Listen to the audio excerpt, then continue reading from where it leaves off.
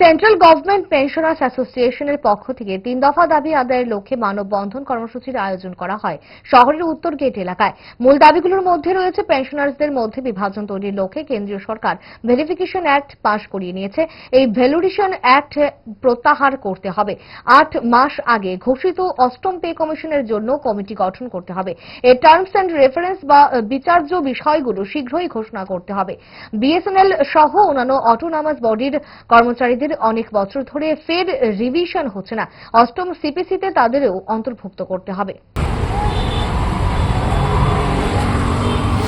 আমরা প্রথম দাবি হচ্ছে এই ভ্যালিডেশন অ্যাক্টটাকে উইথড্র করতে হবে।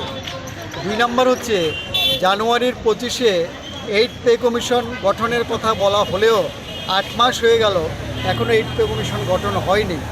ইমিডিয়েট 8 পে কমিশন গঠন করার কথা বলছি এবং তার যে টার্মস অফ রেফারেন্স বা বিচার্য বিষয় সেগুলো যাতে ইমিডিয়েট ডিক্লেয়ার করা হয়।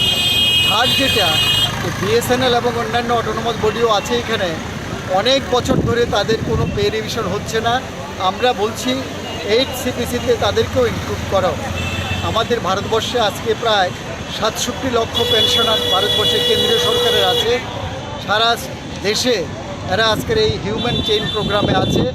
এছাড়া 43 লক্ষের মতো কেন্দ্রীয় সরকারের কর্মচারী আছে, তারাও এই পেনশনার্স যে পেনশনার নয় পে কমিশন তার মধ্যে আসার কথা।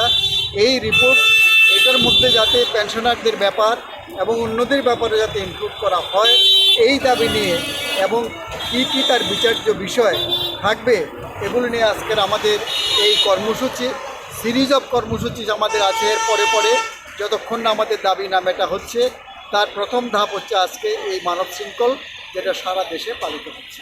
এই হচ্ছে সংক্ষেপে আমাদের। কোনো রকমে নাকে মুখে গুছে সারাদিনের জন্য বেরিয়ে পড়া অম্বলের আর দোষ কি? তাই তারা 5 দশক ধরে গ্যাস, অম্বল ও পেটের সমস্যা একমাত্র সমাধান গ্যাস নল।